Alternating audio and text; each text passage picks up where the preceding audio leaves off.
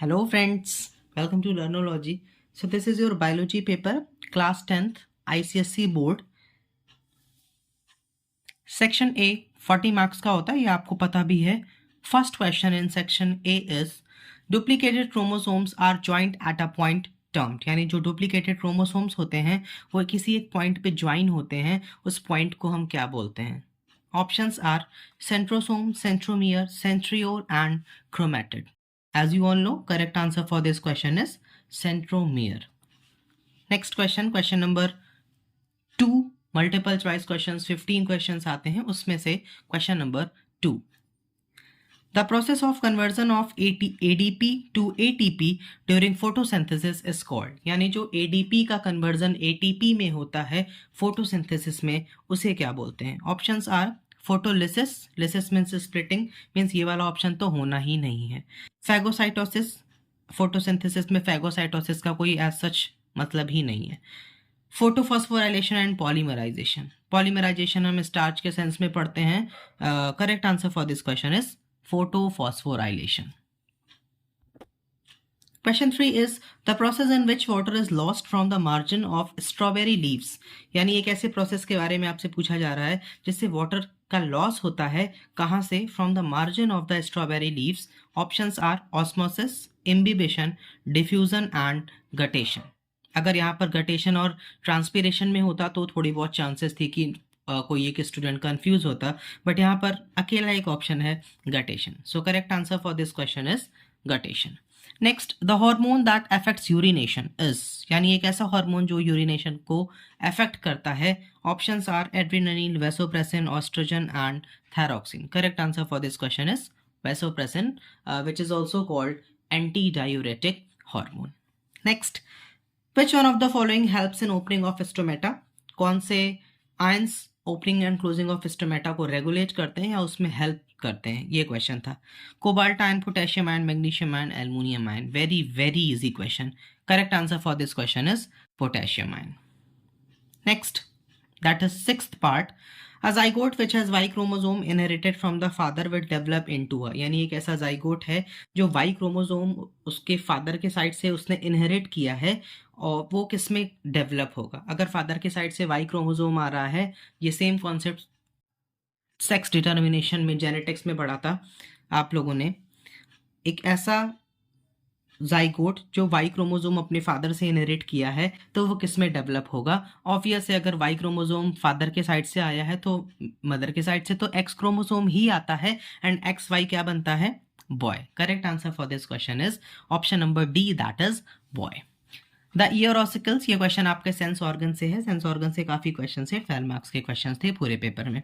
The ear ossicle that transport sound vibration to the inner ear. Ear ossicles की अगर हम बात करते हैं तो मैलियस इनकस स्टेपीज ही इसमें आते हैं, लेकिन उसमें से भी स्पेसिफिकली इन्होंने पूछा है that transport sound vibration to the inner ear. यानी साउंड वाइब्रेशन को इनर ईयर तक पहुंचाने का काम किसका है? So correct answer for this question is steppes.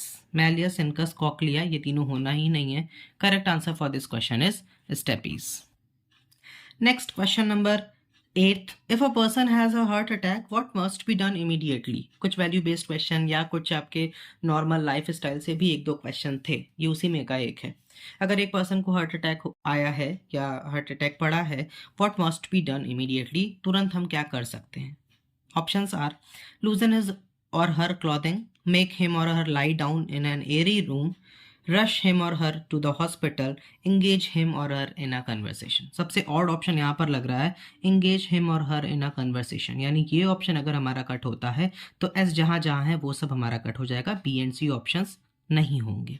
ठीक है, पी एंड क्यू यहाँ पर भी है, पी एंड क्यू यहाँ पर ही है, तो हमको पढ़ने की ज़रूरत भी नहीं है, बट फिर भी so as to check the options की कौन सा सही एंड कौन सा गलत. लूजन इज हर क्लॉथिंग, बिल्कुल. Make him or her lie down in an airy room, airy room में उसको लेटाएंगे जिसको भी हार्ट अटैक आएगा. देन आर, एक extra option rush him or her to the hospital, अचानक से दौड़ के उसे हॉस्पिटल ले जाएंगे. No, not at all. So correct answer for this question is P and Q.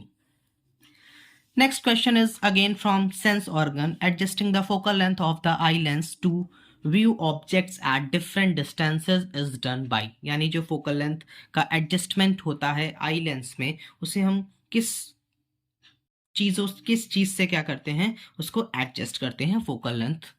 Options are cornea, iris, ciliary muscles and sclera. सबसे odd option यहाँ पर स्क्लेरा है, बिकॉज स्क्लेरा, कोरोइड और रेटिना वो आई बॉल की layers हैं, concentric layers हैं। यहाँ पर हमसे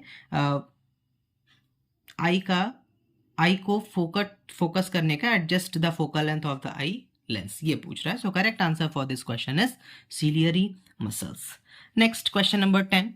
4 friends PQRS were discussing the examples of genetic disorders. The examples they quoted were as follows. यानी 4 फ्रेंड्स हैं PQRS, वो एग्जाम्पल्स जेनेटिक डिसऑर्डर्स के एग्जाम्पल्स को डिस्कस कर रहे हैं। यहाँ पर भी PQRS के फॉर्म में ही आपको ऑप्शंस भी है, देखिएगा। P, colour blindness and malaria.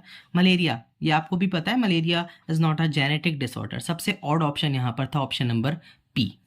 P है क्या कहीं ऑप्शन में? बिल्कुल है P, यानी ऑप्शन ए होना ही नहीं है, ऑप्शन सी भी नहीं होना है, वहां पर भी P गिवन है।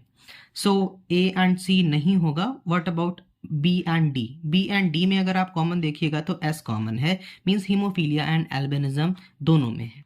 ठीक है, ये कुछ स्ट्रैटेजीज होती हैं जब हम मल्टीपल चॉइस क्वेश्चंस, मेनली ऐसे टाइप के क्वेश्चंस को हम सॉल्व करते हैं, इसकी ये टेक्निक है। एस एस दोनों में है, हमको पी और आर और क्यू में से ही कंफर्म करना है, आर और Q. Cholera, literally cholera is caused by Vibrio cholerae, which is a bacteria. This is not a genetic disorder. So R is correct, hemophilia and color blindness.